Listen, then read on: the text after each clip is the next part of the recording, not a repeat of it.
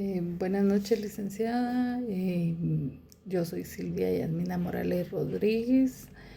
El curso es Estrategias de Comunicación Lingüística y pertenezco a la sección 2. Mi tema que me tocó leer son los 3 instrumentos de la muerte. Tanto por profesión como por convicción, el padre Brown sabía mejor que casi todos nosotros que la muerte dignifica al hombre. Con todo, tuvo un sobresalto cuando al amanecer vinieron a decirle que Sir Aaron Armstrong había sido asesinado. Había algo de incongruente y absurdo en la idea de que una figura tan agradable y popular tuviera la menor relación con la violencia secreta del asesinato. ¿Por qué Sir Aaron Armstrong era agradable hasta el punto de ser cómico y popular hasta ser casi legendario? Era aquello tan imposible como figurarse que Sonny Jim se había colgado o que el pacífico, el señor Pickwick de Wickham, había muerto en el manicomio de Hownwell. ¿Por qué? Aunque Sir Aaron, como filántropo que era, tenía que conocer los oscuros fondos de nuestra sociedad, se enorgullecía de hacerlo de la manera más brillante posible. Sus discursos políticos y sociales eran cataratas de anécdotas y carcajadas. Su salud corporal era tremenda. Su ética, el optimismo más completo, y trataba el problema de la embriaguez, su tópico favorito, con aquella alegría perenne y aún monótona que es muchas veces la señal de una absoluta y provechosa abstinencia. La historia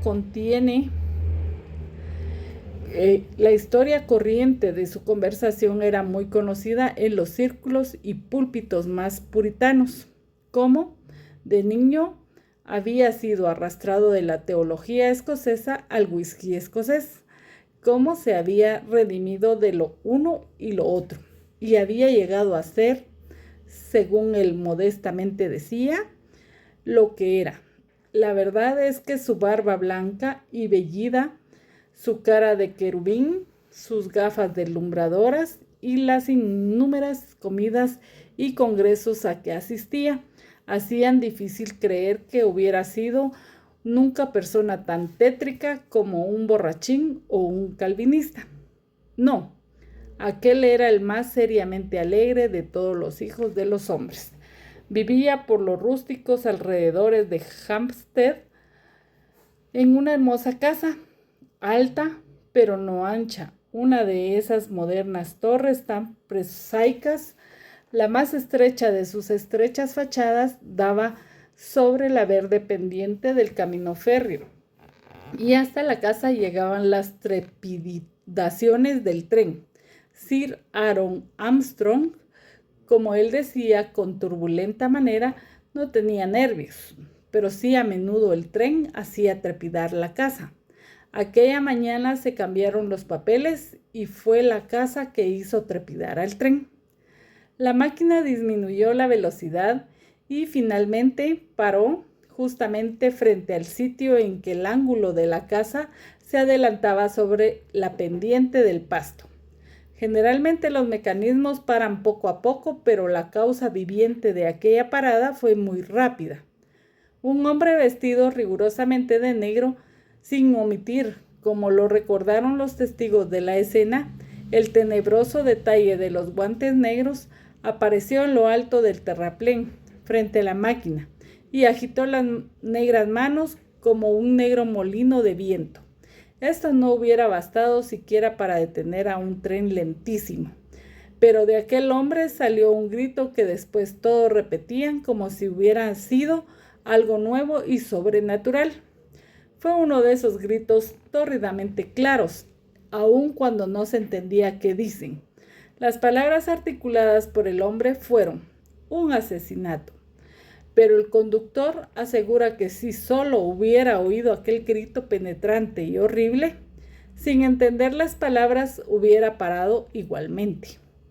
Una vez detenido el tren, bastaba un vistazo para advertir las circunstancias del incidente. El hombre de luto era Magnus, el lacabo de Sir Aaron Armstrong. El baronet, con su habitual optimismo, solía burlarse de los guantes negros de su lúgubre criado, pero ahora toda burla hubiera sido inoportuna. 2 o 3 curiosos bajaron, cruzaron la ahumada cerca y vieron casi al pie del edificio el cuerpo de un anciano con una bata amarilla que tenía un forro de rojo vivo. En una pierna se veía un trozo de cuerda enredado tal vez en la confusión de una lucha. Había 1 o 2 manchas de sangre, muy poca, pero el cuerpo estaba doblado o quebrado en una postura imposible para su cuerpo vivo. Era Sir Aaron Armstrong. A poca puerta parecía entregado a exóticas oraciones, como una persona que jamás se daba cuenta de la figura que hacía a los ojos de los demás. Conservando siempre su actitud, volvió de pronto su cara redonda y radiante, asumiendo aspecto de cuadrúpedo con una ridícula cabeza humana. Vamos, dijo con sencillez amable, esto se complica. Al principio, señor inspector, decía usted que no aparecía arma ninguna, pero ahora vamos encontrando muchas armas. Tenemos ya el cuchillo para apuñalar la cuerda, para estrangular y la pistola para disparar. Y todavía hay que añadir que el pobre señor se rompió la cabeza al caer de la ventana. Esto no va bien, no es económico. Y sacudió la cabeza junto al suelo como caballo de pasta.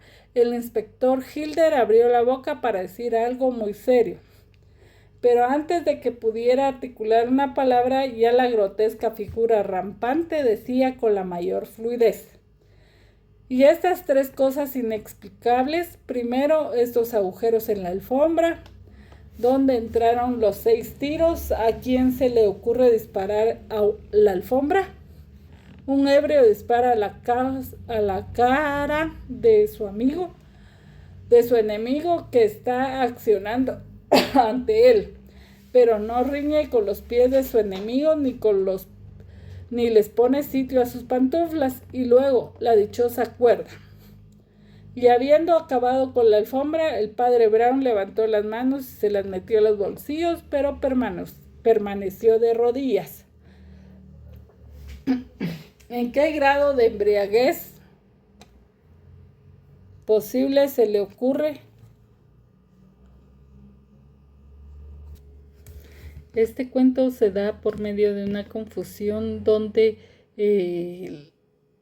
hay varios involucrados. Una persona es asesinada, pero al final la confusión se da en que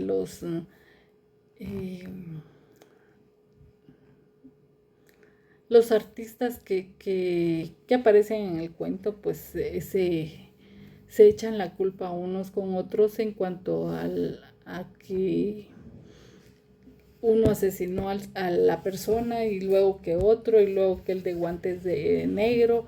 Entonces todos andan en una gran confusión, pero al final se desenreda el enredo, por decirlo así, y pues es un cuento muy